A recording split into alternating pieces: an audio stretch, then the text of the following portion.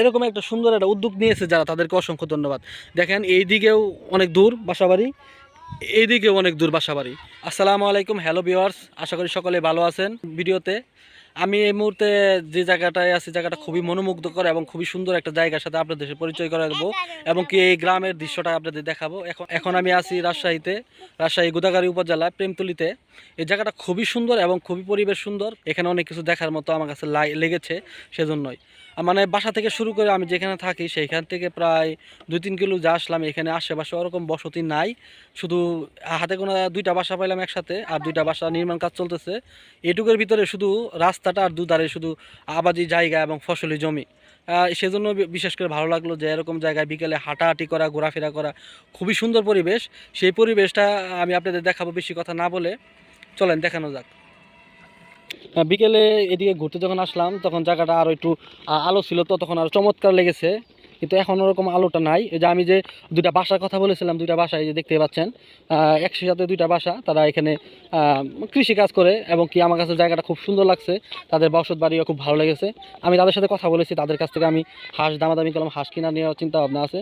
কারণ এখানে যা পাবেন সকল কিছু ন্যাচারাল। এই সেখানে গরুর দুধ হোক বা হাঁস মুরগি হোক বা মানে অন্য কোনো শস্য কিছু হোক, সবজি হোক, সকল কিছু ন্যাচারাল পাবেন। সেজন্য তাদের সাথে কথা বলে কিনে নেওয়ার জন্য আমি আগ্রহ প্রকাশ করেছি।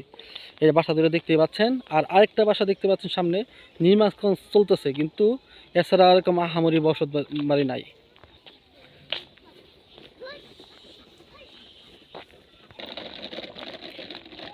এই দেখতে পাচ্ছেন, আসলে জায়গাটা আমার কাছে ভালো লাগার বিশেষ কিছু কারণ আছে, আমি সেখানে এইটাও আমি দেখাবো আপনাদের। দেখেন এই 2 সাইডে বিস্তীর্ণ ফসলি জমি, এই মাঠে আবার গরু, ছাগল, হাঁস, মুরগি সকল কিছু করতেছে। আমি জানি এটা লাকড়ি, এটা গোবর, যে গরুর যে গোবর আছে সেটা দিয়ে লাঠির ভিতরে পেঁচাই করা হয়। এটা কোথাও কোথাও জায়গায় আমাদের এদিকে বলা হয় মুইঠা। আপনারা এখানে কি বলে কমেন্টসে জানাবেন অবশ্যই। দেখেন মানুষের চিন্তাধারা কত পরিবর্তন হয়েছে। যদি ইচ্ছা থাকে সকল কিছু হয়। যে অল্প একটু জায়গা আমার কাছে মেবি মনে হলো 2 কাঠা হবে বা এরকমই হবে। এক সাইডে মানে কয়টা প্লট করছে, 1টা 2টা 3টা প্লটের ভিতরে একটাতে ভুট্টা লাগাইছে, একটাতে পেঁয়াজের চাষ করছে। আবার এই সাইডে আবার করেছে আলু চাষ করেছে, ভালো কথা, কিন্তু 2 পাশ দিয়ে আবার ফুলকপি, বাঁধাকপির মানে মানে আমরা যে বলি যে ক্ষেতের আইল বা মানে ক্ষেতের বাতর, সেই সাইড দিয়ে আবার করেছে আপনার ফুলকপি, বাঁধাকপি। আবার রাস্তার পাশ দিয়ে করেছে এই আলু ক্ষেতেই এখানে লাউ গাছ। মানে কি সুন্দর পরিকল্পনা, যে একই সাথে ভুট্টা, পেঁয়াজের ক্ষেত, ওই পাশে আলু, এই যে ওই পাশে টমেটো, সরি ওই পাশে পেঁয়াজের ওই পাশে আবার প্লট করে টমেটো করেছে। আবার এখানে এই যে সাইড দিয়ে করেছে ফুলকপি, বাঁধাকপি, এখানে আলু, ওই সাইডেও আবার ফুলকপি, বাঁধাকপি, রাস্তার 2 পাশে আবার লাউ। মানে চমৎকার একটা আইডিয়া। দিকে বাসা, মানে আমি ওইখানে থাকি, ওইখান থেকে এইটুকু পুরোটা রাস্তা যে আসছি, প্রায় ওইখান থেকে মিনিমাম 3 কিলো রাস্তার ভিতরে আশেপাশে ওরকম বাসা নাই, কোনো বাসায় নাই, কিন্তু 2 পাশে কিন্তু আবাদি জায়গা আছে এবং মাঝখানে সরু রাস্তাটা খুব সুন্দর। কিন্তু এর ভিতরে চমৎকার বিষয়টা হলো যে এই যে দেখতে পাচ্ছেন যে এই ঘরটা, এটা সাধারণ কোনো ঘর নয়, এটা আসলেও একটা মসজিদ এবং সাথে মানে মাদ্রাসা, একই সাথে মসজিদ এবং মাদ্রাসা।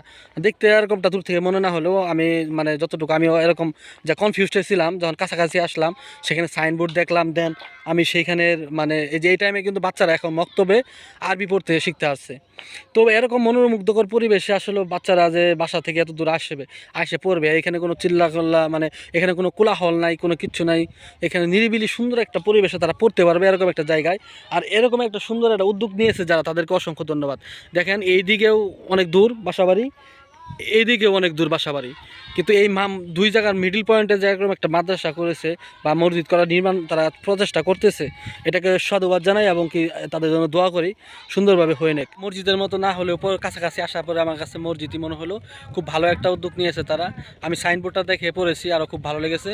এখানে মসজিদটা বা পুরাতন টিন কিছু আর কিছু বাঁশের চাটাই দিয়ে ছোটো পরিসরে মসজিদের কার্যক্রম শুরু করেছে। ইনশাল্লাহ আল্লাহ পাক চাইলে হয়তো বা এটা একসময় বড় পর্যায়ে নিয়ে যাবে, এবং যারা এই বিষয়ে মহৎ উদ্যোগী নিয়েছে তাদেরকে অনেক সেই উত্তম প্রতিদান দান করুক, সেটাই দোয়া করি।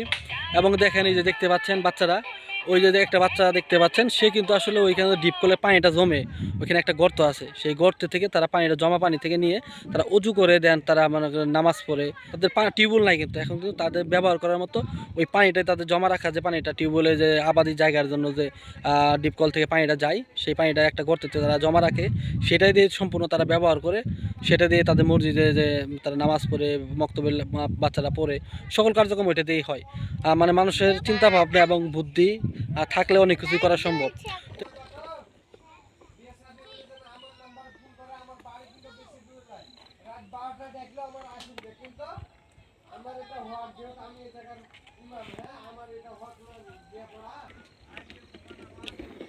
আমরা মোটামুটি অর্ধেকটা পথ এসে পড়েছি।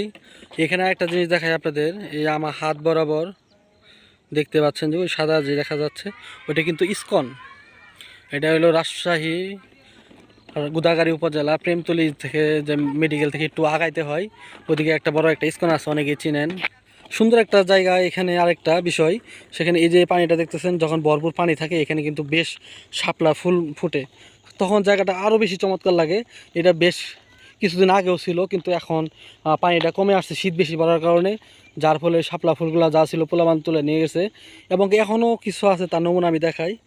ওই যে একটা দেখতে পাচ্ছেন শাপলা ফুল, তখন এখানে ভরপুর শাপলা থাকে, শাপলা ফুল থাকে, তখন যা মানে বিষয়টা অন্যরকম একটা সুন্দর জায়গা মনে হয়। আর সকল কিছু মিলায় খুব চমৎকার এবং সুন্দর একটা প্লেস। এখানে ঘুরলাম, খুব ভালো লাগলো। আমি এবং মুমতাহিন, আমরা বাপ বেটা একসাথে। মানে জায়গাটা মনোমুগ্ধকর, যেমনটা বলেছিলাম সেরকমই, কিন্তু বেলা চলে যাচ্ছে, অন্ধকারে আসতেছে, সেই জন্য আসলে পুরোটা আরও মানে লম্বা করতে চাইছিলাম, ভিডিওটি লম্বা করতে পারতেছি না, আলো স্বল্পতার কারণে ভালোভাবে ফোকাস করা যাচ্ছে না। এবং কি যেদিকেই তাকানো হয় সেদিকেই আবাদি জায়গায়, সেখানে শস্য ফলানো হচ্ছে, এরকম একটা সুন্দর পরিবেশ, সেটা আসলে যে কারো ভালো লাগবে। এখানে আরও বিষয় আছে, বিকেলবেলা আসলে আরও অনেক কিছু দেখা যায়, যেমন মনে করেন যে বিশেষ করে আমার কাছে ভালো লাগে বক। বক তো সাদা ফকফকা, দূর থেকে আরও সুন্দর লাগে। আমি এখানে এর আগেও আমি আসছিলাম, দেখছি অনেকগুলা বক বিভিন্ন মানে ফসলি জমিতে বসে আছে, প্রায় 10-15টা করে একটা ঝাঁকে ঝাঁকে বসে থাকে। মানে তাদের ভিতরে ভয় নাই যে কেউ ধরবে বলে, বা কেউ শিকার করবে, এরকম চিন্তা ভাবনা মনে হয় তাদের দেখলে বোঝা যায় না। মানে সেই দৃশ্যগুলো দেখলে আরও ভালো লাগে।